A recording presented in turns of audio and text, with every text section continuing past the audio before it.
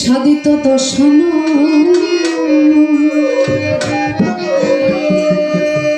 তেজি রত্ন সিংহাসন ধুলাই পড়ি করেছে ক্লান্ত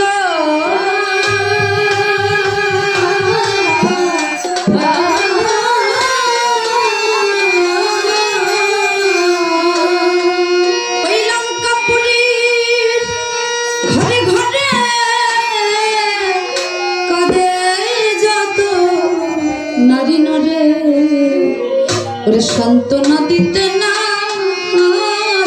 কোন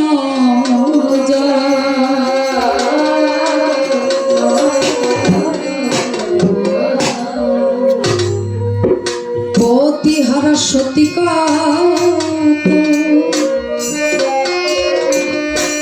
কাঁদিতেছে অবিরত শোকের উপর হয়ে শোকা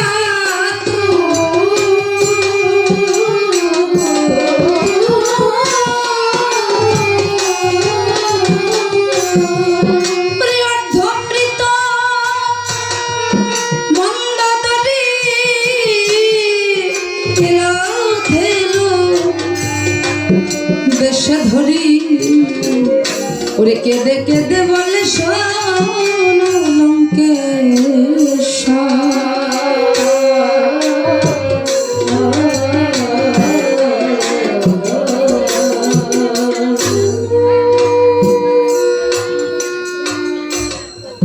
প্রভু রামচন্দ্র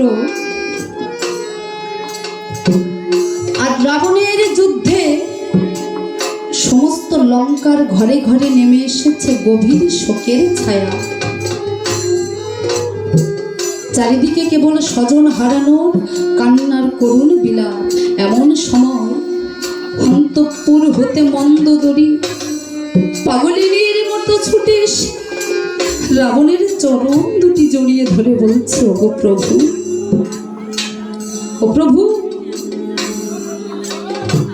এখনো সময় আছে প্রভু, ফিরিয়ে দাও তুমি ওই রামের সীতারামকে।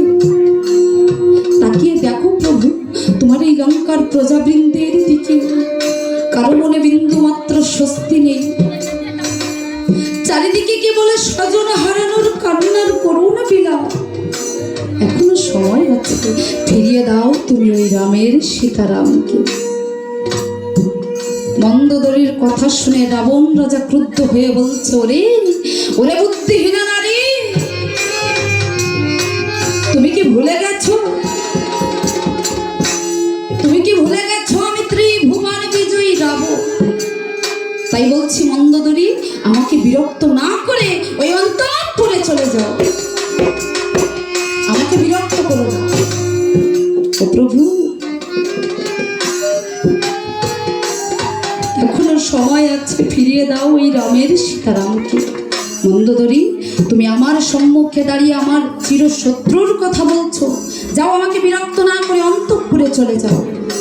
এবার রাবণ রাজা সুখ আর সারণকে ডাক দিয়ে বলছে, শোনো সুখ সারণ, তোমরা দুজন একবার ওই সাগর তীরে গিয়ে দেখে এসো যে প্রভু রামচন্দ্র তার বানর ভল্লুকের দলবল নিয়ে কি করছে।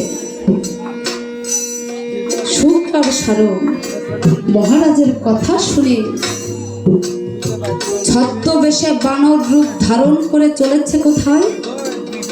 প্রভু রামচন্দ্রের ওখানে। কিন্তু তাদের দুর্ভাগ্য,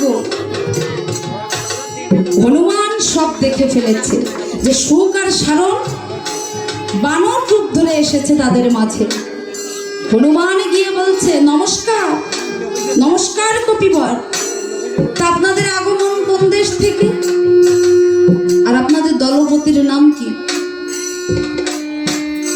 সুখ আর সারণ কিছুটা থতমত হয়ে বলছে, আসলে মারুতি, আমরা না অমুক দেশ থেকে এসেছি, আর আমাদের দলপতির নাম অমুক।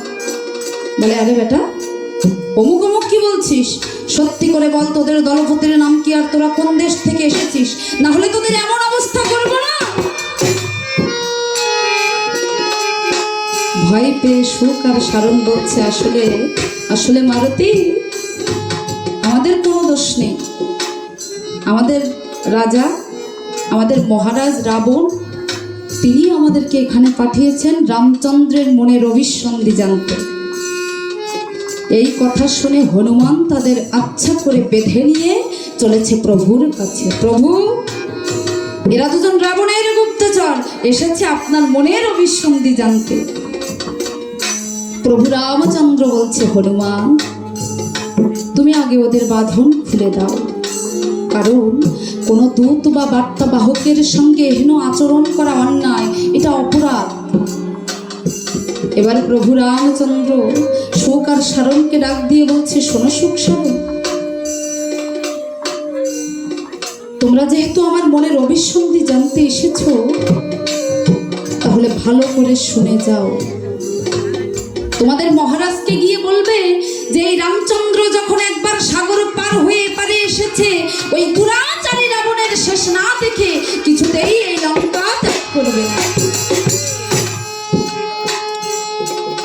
তাছাড়া তার ভাই বিভীষণকে এই লঙ্কার রাজ সিংহাসনে প্রতিষ্ঠিত করে তারপর এই লঙ্কা ছাড়বো, এর আগে নয়। যাও তোমাদের মহারাজকে গিয়ে বলে দাও।